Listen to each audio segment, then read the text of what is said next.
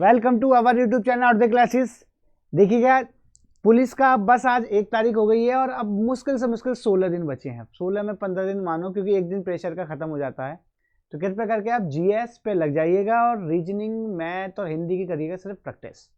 Practice का मतलब वो भी शाम को 2 साइड निकालिएगा, रीजनिंग, जीके और हिंदी। बाकी जीएस और करंट अफेयर ये आप पूरे दिन पढ़ें। और पढ़ने का मतलब ये नहीं कि फालतू पढ़ें, सेलेक्टेड पढ़ें और काम का पढ़ें, ठीक है। तो उसी क्रम में हमारा आज का है जीके जीएस का ज्योग्राफी के फर्स्ट। एक यूपीपी की मैंने डाल दी, एक और लाऊंगा मैं यूपी स्पेशल जीके। इस तरीके से आप जीके जीएस पे ध्यान देना है, ठीक है। आपको करना है क्या है, सिर्फ ये चेक करना है कि आप सही पढ़ रहे हैं, ये सही पढ़ा है या नहीं पढ़ा। याद है तो सही पढ़ा है, नहीं याद है तो नहीं पढ़ा। और एक क्वेश्चन से मेरी कोशिश ये है कि सारा मैं वहीं पे कवर कर दूं। तो शुरू करते हैं ज़्यादा टाइम वेस्ट ना करते हुए।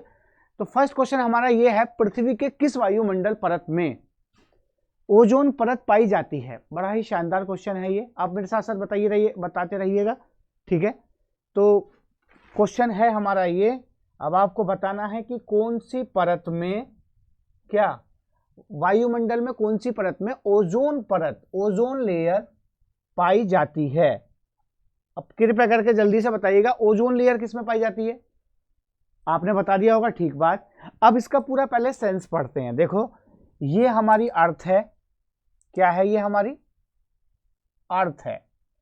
अर्थ से जो ये पहला है, फिर ये दूसरा है, फिर ये तीसरा है, फिर ये चौथा है और फिर ये 5वां है। इस तरीके से आप पूरा का पूरा इस क्वेश्चन को कवर करें और मैं सारी चीजें जो हैं ये इसमें क्लियर करता हूं।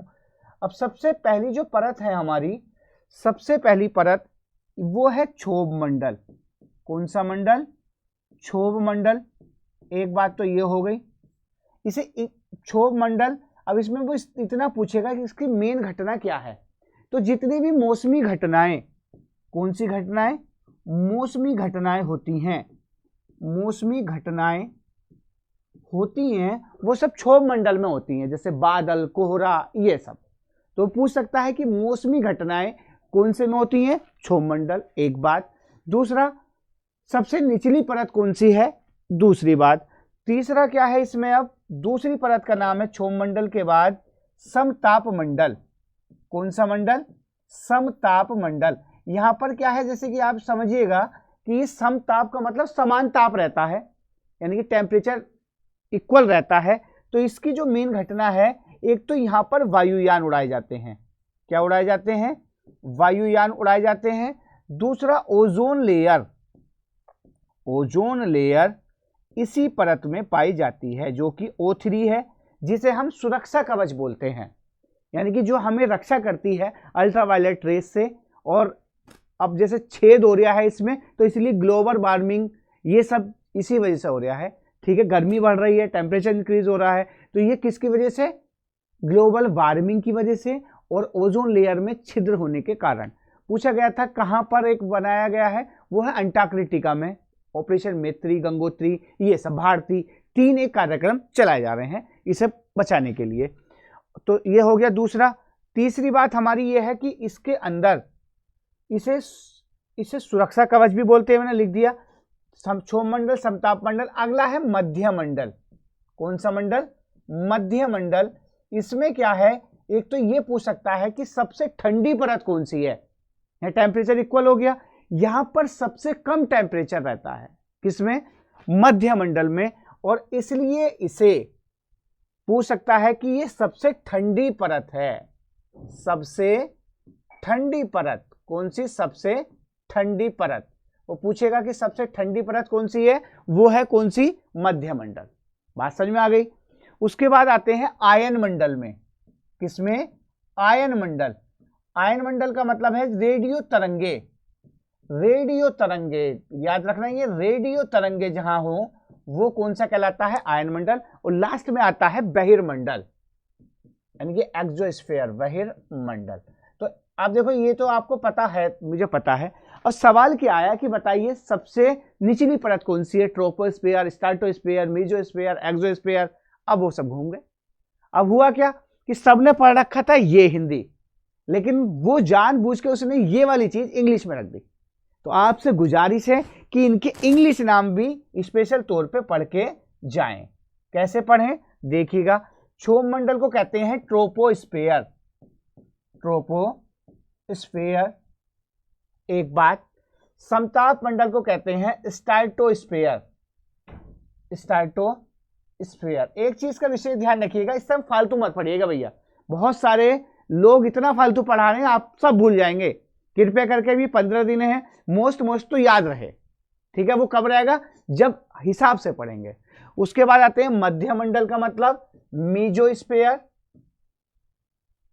मीजोस्फेयर। और आयन मंडल का मतलब आयनोस्फेयर। ये इंग्लिश में भैया स्पेशल तौर पे पढ़ के जाएं, ऐसा हुआ है। और लास्ट में बचता है एक्सोस्फेयर। कौन सा, एक्सोस्फेयर। इससे ज्यादा आप तुम्हें इसमें नहीं पढ़ना। बात समझ में आ गई। मैं चाहता तो इसमें 5 मिनट निकाल सकता हूं, लेकिन वही बस मेन चीज क्या है कि आपको बेसिक क्वेश्चन अब 15 दिन में याद रहने ही चाहिए। तो फिलहाल आंसर क्या है, ओजोन लेयर किसमें है, समताप मंडल। कहीं कहीं ऐसा होता है कि उसने ये पूछा है कि सबसे ज्यादा कहां है, या आंसर ये हो गया सबसे ज्यादा कौन से मंडल में पाई जाती है, तो वो मीजो में भी आ सकता है, ठीक है, मध्य में। तो आंसर भी क्लियर, क्वेश्चन भी क्लियर। वायु का प्रसार होता है, बड़ा ही शानदार सवाल। ठंडा करने पर, वायु को जब ठंडा करेंगे, गर्म करने पर, अधिक दाब से, अधिक आर्द्रता से, ये सवाल है। तो बताइएगा वायु का प्रसार कब होगा, वो होगा गर्म करने पर। आपको अगर ये याद था तो अच्छी बात है, नहीं याद था तो कृपया करके आप इस तरीके से पढ़ने की कोशिश करिएगा। नेक्स्ट क्वेश्चन पे आते हैं, किस प्रदेश में साल भर वर्षा होती है। बहुत ही शानदार क्वेश्चन। साल भर वर्षा कौन से प्रदेश में होती है, तो आप देखिएगा, मैं चित्र बनाता हूं, कलम का इस्तेमाल करते हैं, चित्रों का ही रोल है ज्योग्राफी में। देखो ये हमारी पृथ्वी है, बहुत ध्यान से कोशिश करिएगा, बीचों बीच है हमारी विषुवत रेखा। कौन सी रेखा, विषुवत रेखा। एक बात तो ये हो गई। अब यहां से 5 डिग्री, फिर ये 5 degree, 12 degree, 12 degree, 35 degree, 35 degree, 66 degree, 66 degree. ये हमारा इस तरीके से अक्षांश में बटा हुआ है। तो देखिएगा ये हमारा कौन सा है, ये है सबसे पहले 0 डिग्री। कौन सा, 0 डिग्री, 5, 12, 40 मान लो, ये 35, 66 ये। अब होना क्या है, ये यहां से यहां तक ऐसे नीचे है, ये वाला तो कहलाता है विषुवत रेखीय प्रदेश, भूमध्य रेखीय, और ये कहलाता है अंतरा उष्ण, यहां से यहां तक। कौन सा, अंतरा उष्ण। याद रखना, आगे भी काम देगा ये, अंतरा उष्ण, ठीक है। उसके बाद ये कहलाता है उष्ण, ये कहलाता है शीतोष्ण, और ये कहलाता है शीत। एक तो है कहानी ये, सेम ऐसे ही है नीचे। अब यहां से लेकर, यानी कि 12 से लेकर नीचे 12 तक होता है अंतरा उष्ण। कहने का मतलब ये है, ये हमारी 23.5 पर, यहां पर ये है हमारी कर्क रेखा, और यहां पर भी ऐसे ये है मकर रेखा, ठीक है। तो 2 बातें ये हो गई। वो अब क्या पूछ सकता है इसमें, जैसे सवाल आया किस प्रदेश में साल भर वर्षा होती है, टुंड्रा, मानसूनी, भूमध्य सागरीय, भूमध्य रेखीय। तो देखो ये वाला पार्ट कहलाता है टुंड्रा वाला। और जो सबसे ज्यादा वर्षा कब होती है, जब टेम्परेचर होता है ज्यादा, तो वहां भाप बनती है, और भाप से फिर एकदम से क्या हो जाती है, वर्षा। तो लगभग आप ये समझिएगा, ये जो अंतरा उष्ण है ये वाला, ये यहां से लेकर यहां तक, विषुवत रेखा बीच में है, तो यहां से लेकर यहां तक ये अंतरा उष्ण है। और इसमें जो है लगभग 200 सेंटीमीटर से 250 सेंटीमीटर तक वर्षा हो जाती है। वो क्यों, क्योंकि भूमध्य रेखा पर सूरज सबसे ज्यादा बार या सबसे ज्यादा दिखाई देता है। ऐसा समझिएगा कि यहां पर गर्मी सबसे ज्यादा होती है। सबसे ज्यादा गर्मी होने की वजह से वहां पर लगभग वर्षा ही होती रहती है 250 सेंटीमीटर तक। कहां, भूमध्य रेखा पर, भूमध्य रेखीय प्रदेश जो है उस पर। बात समझ में आ गई। दूसरा, ये जो वर्षा होती है ऐसी, यहां से उष्ण हो जाएगा, अगला शीतोष्ण हो जाएगा। तो कहने का मतलब आप निकालिएगा। अब ऐसे इसमें यह पूछ सकता है कि बताइए कि भूस्वत रेखा को पार करने वाली नदी कौन सी है। एक सवाल, कर्क रेखा को पार करने वाली नदी और मकर रेखा को पार करने वाली नदी। साथ साथ में कोशिश कर रहा हूं इसमें बताने की। तो भूमध्य रेखा को 2 बार पार करने वाली है कांगो या जायरे। मैं लिख दे रहा हूं, कांगो या जायरे। और कर्क रेखा को है माही, ये तो इंडिया में ही है, माही। और मकर रेखा को पार करने वाली है लिम्पोपो। एक तो हो गई ये बात क्लियर।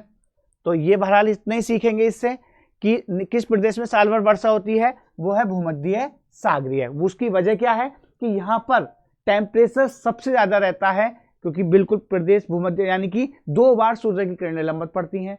इसलिए 21 मार्च 23 सितंबर तुम्हें पढ़ा होगा।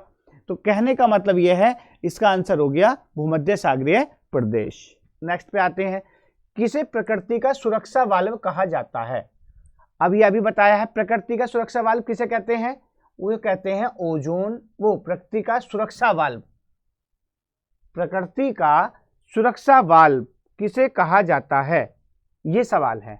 अब आप एक चीज समझिएगा, सुरक्षा वाल्व का मतलब यह है कि तुमने ज्वालामुखी पढ़ा होगा। क्या पढ़ा है, ज्वालामुखी। अब इसका कुछ सेंस पढ़िएगा, क्यों है, क्योंकि पृथ्वी के अंदर दबाव, प्रेशर, टेम्परेचर सबकी वजह से उसमें जो है अंदर गर्मी बहुत है, प्रेशर बहुत है, टेम्परेचर बहुत है, इसलिए सारी चीजें बाहर निकल के आ जाती है उसके माध्यम से। तो उसे कहते हैं ज्वालामुखी।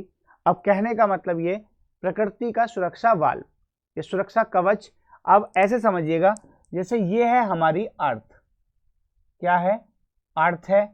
अर्थ से नीचे जो तरल पदार्थ है, तरल पदार्थ, वो कहलाता है क्या, वो कहलाता है मैग्मा। क्या कहलाता है, मैग्मा। एक बात तो ये हो गई, ठीक।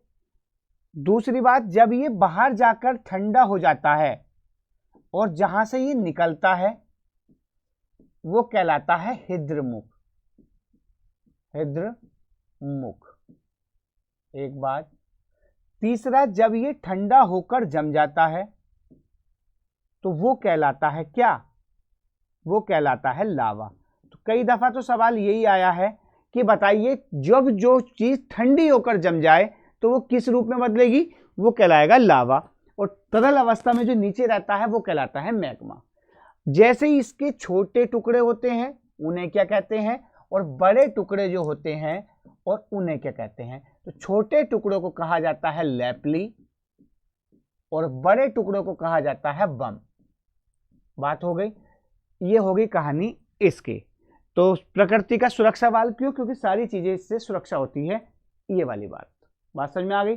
दूसरी बात, जब ये लावा अगर मान लो परपेंडिकुलर जमे तो वो कहलाता है डाइक, और अगर वो क्षैतिज जमे तो कहलाता है सिल, और अगर वो लावा पठारी क्षेत्र में जम जाए, कहाँ, पठारी क्षेत्र, पठार में, तो वो कहलाता है लैकोलिथ। ये सब चीजें आ सकती हैं भैया, याद रखना। अगर आपको याद है तो सही पढ़ रहे हैं। और जब वो पहाड़ी क्षेत्र में जम जाए तो वो कहलाता है बैकोलिथ। बस, तो इसका आंसर अब आप समझ जाओ। ये सब चीजें मैंने इसमें क्लियर करा दी। नेक्स्ट पे आते हैं, उस क्षेत्र का नाम क्या है जहां पर व्यापारिक पवन अभिसरण करती हैं। बहुत ही शानदार क्वेश्चन। इसमें देखते हैं हम, ये क्या है, ये हमारा है, देखो अभी मैंने बताया था व्यापारिक पवन, पवन का छोटा सा देखते हैं। देखो ये हमारा फिर वही कहानी, ये हमारा विषुवत रेखा, उसके बाद ऐसा समझिएगा 12 मान लो, 12, हाँ, उसके बाद 30, उसके बाद 60, उसके बाद 90। ये मैंने अपने हिसाब से बांट दी। अब देखो टेम्परेचर जो होता है, ध्यान से समझना इस वाली बात को, टेम्परेचर इन्वर्सली प्रोपोर्शनल होता है 1/4 प्रेशर के। इस साइंस के तरीके से पढ़ेंगे तो याद रहेगा।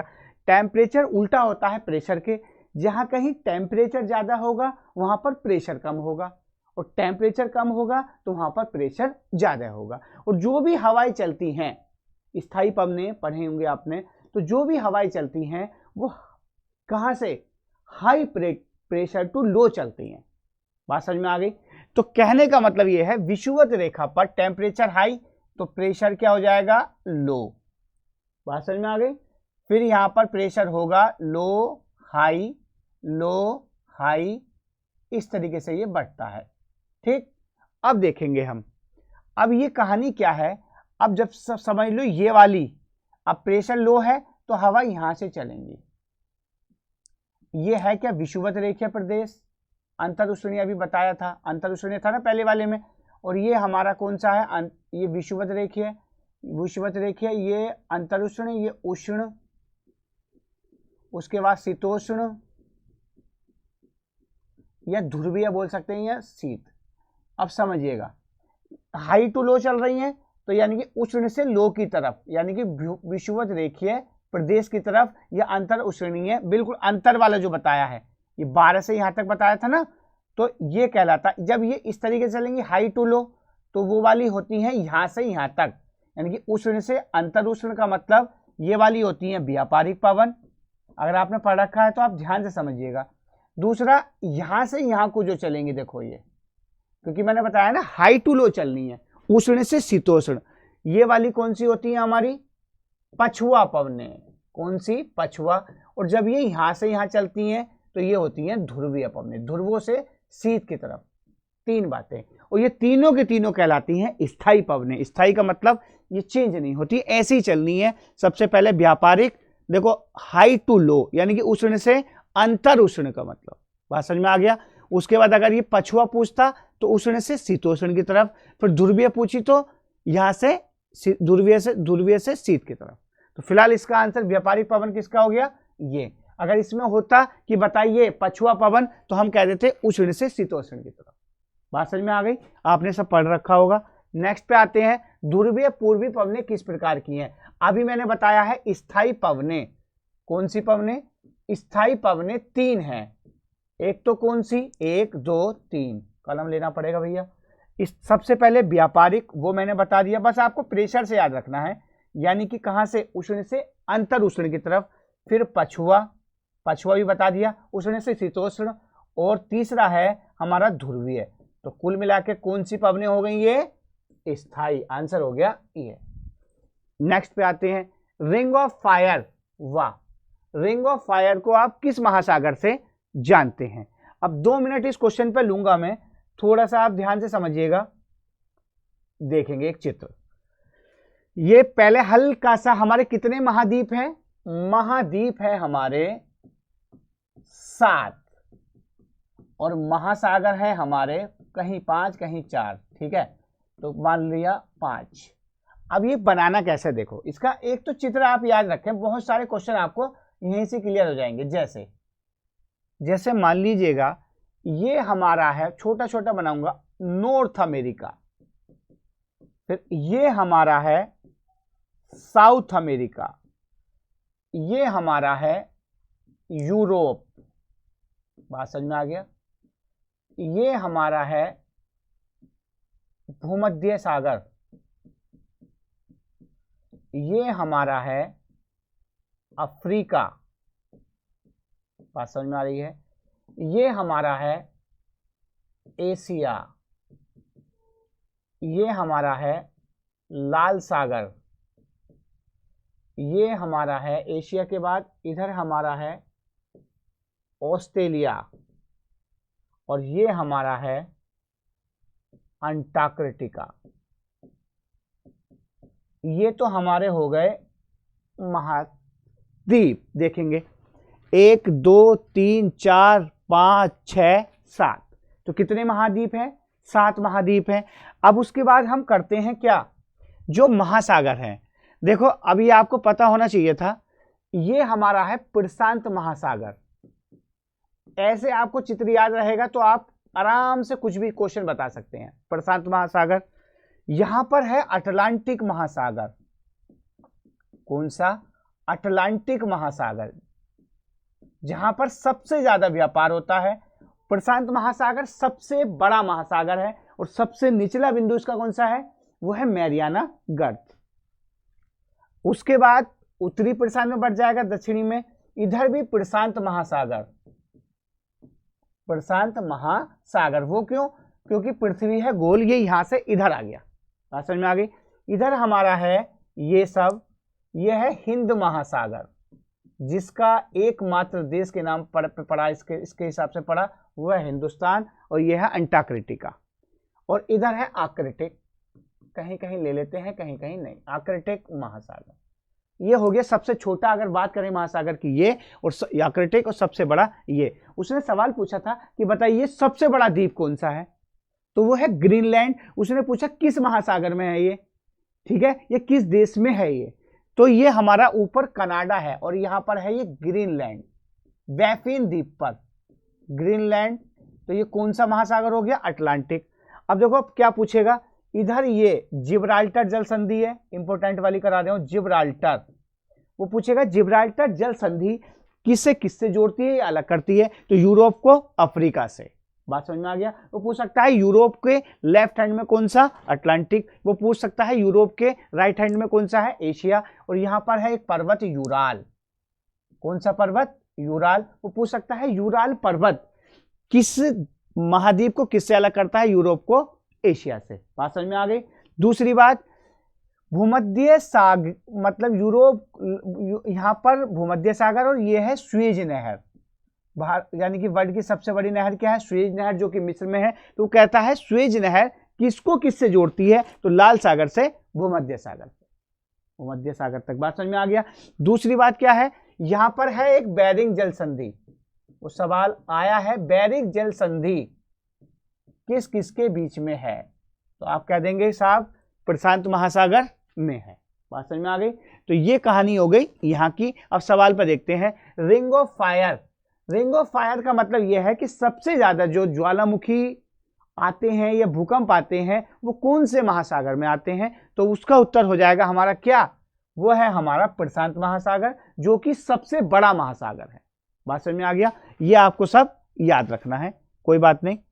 नेक्स्ट पे आते हैं, काला सागर किस महासागर में है? ऐसे सवाल भी जरूर आएंगे, काला सागर, लाल सागर, ठीक है, भूमध्य सागर, अटलांटिक में हो गया। तो ये आप भैया स्पेशल तौर पे पढ़ के जाएं, पीडीएफ डल जाएगी मेरे खुद के नोट्सों की, बिल्कुल ऐसी बना रखे हैं कोशिश करके, ठीक है।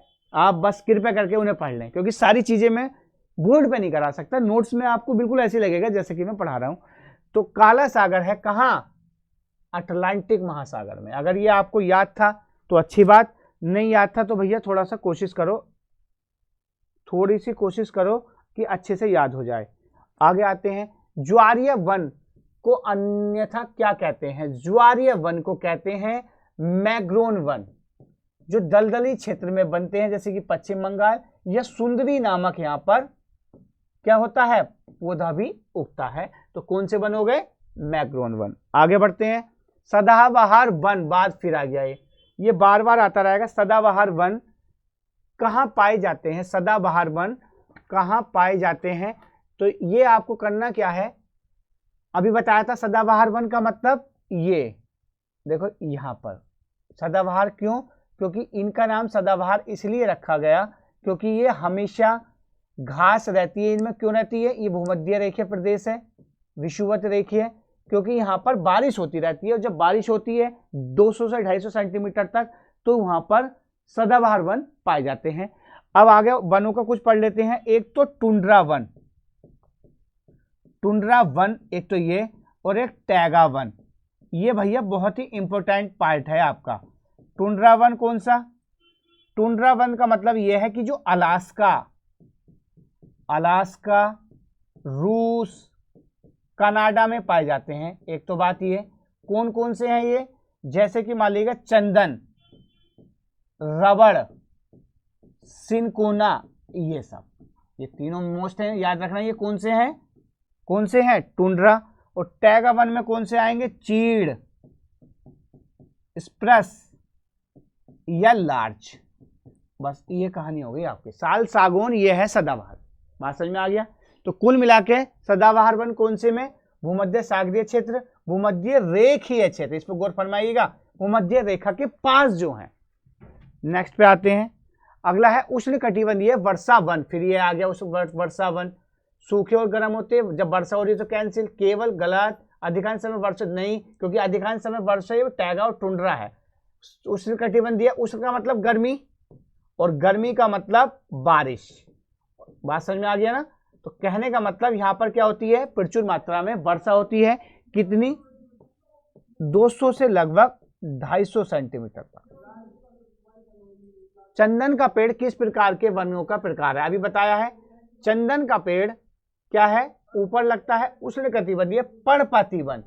कौन से वन, पर्णपाती। सदाबहार में क्या आएंगे, साल, सागौन। नेक्स्ट पे आते हैं टैगा, फिर ये टैगा आ गया। टैगा क्या बताया, क्या है, टैगा क्या होते हैं, वन होते हैं, जो मैंने बताया था चीड़ वाले। तो यानी कि टुंड्रा गलत, मरुस्थलीय गलत, वन परिस्थिति के तंत्र हैं ये, तभी तो इनका नाम रखा गया है टैगा वन। नेक्स्ट पे आते हैं, अफ्रीका महाद्वीप में कौन सी झील भूमध्य रेखा पर स्थित है। बहुत ही शानदार सवाल। तो वो है हमारी विक्टोरिया। कौन सी, विक्टोरिया। अगर ये आपको याद है तो अच्छी बात है। बाकी विषुवत रेखा को 2 बार काटने वाली कौन सी नदी है, कांगो या जायरे। मकर रेखा को लिम्पोपो और कर्क रेखा को माही। ये क्वेश्चन आपको याद होना चाहिए था। किस पर्वतीय स्थल के नाम का अर्थ वज्रपात है। वज्रपात किसका है, ये है साहब दार्जिलिंग में। स्थल है दार्जिलिंग, मतलब पश्चिम वेस्ट बंगाल। बात समझ में आ गई। तो वेस्ट बंगाल में क्या है, ये नाम है। नेक्स्ट पे आते हैं, अगला क्वेश्चन हमारा ये है, निम्नलिखित में किस शहर में विश्व का दूसरा सबसे लंबा समुद्रीय तट स्थित है। वाह, सबसे लंबा समुद्री तट दूसरा पूछा है, ठीक है। तो सबसे लंबा समुद्री तट, लंबी सीमा अगर हम बात करें तो गुजरात होगा, और सबसे लंबा दूसरे नंबर का समुद्री तट है वो है चेन्नई। लगभग मैरीना बीच सुना होगा, चेन्नई में है। लगभग 7 किलोमीटर तक है ये।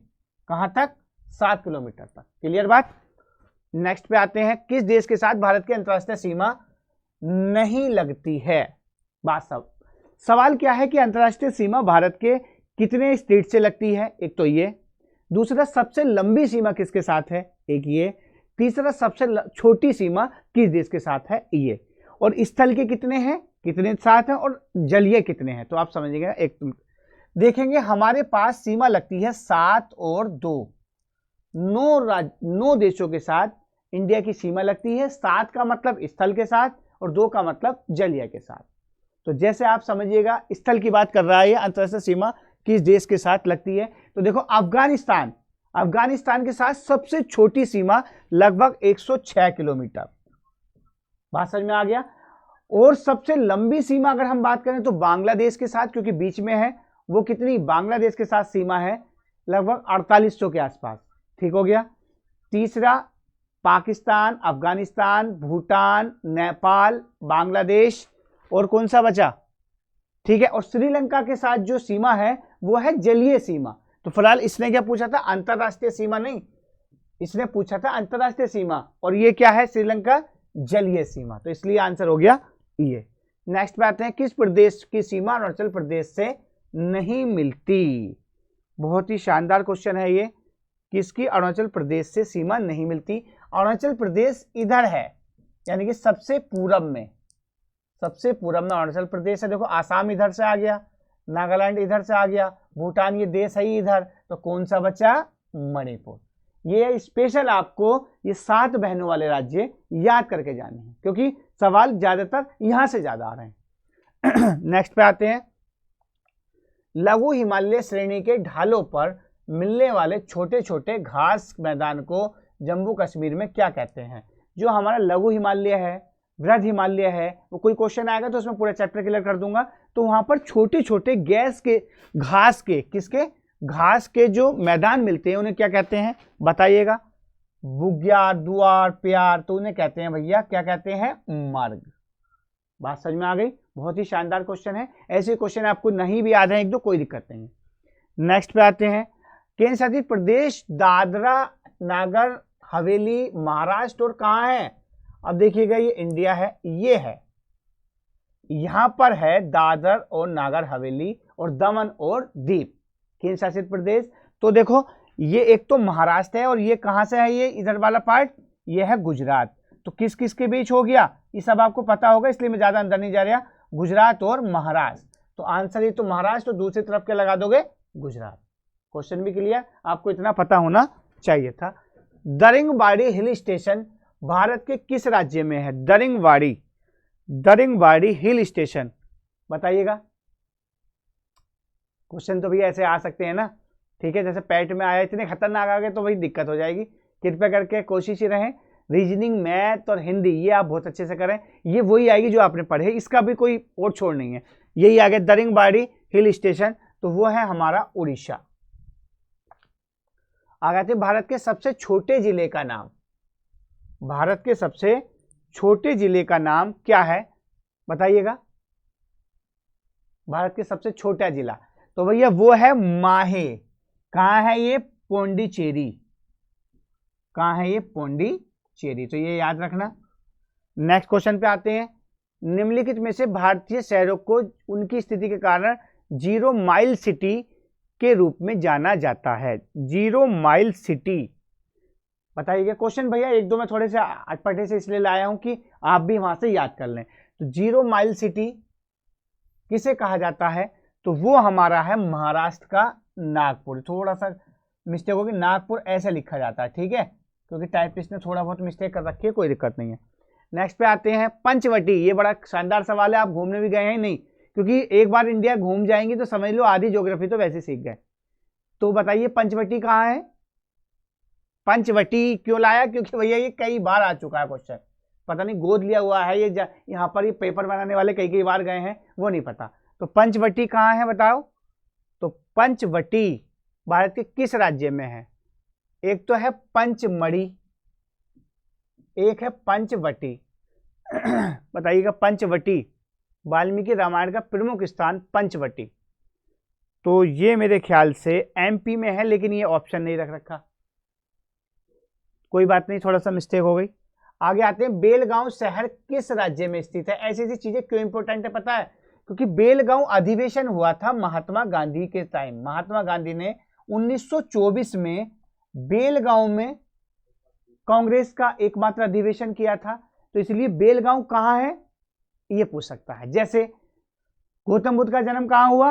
लुम्बिनी में, तो वो पूछ सकता है लुम्बिनी कहां है?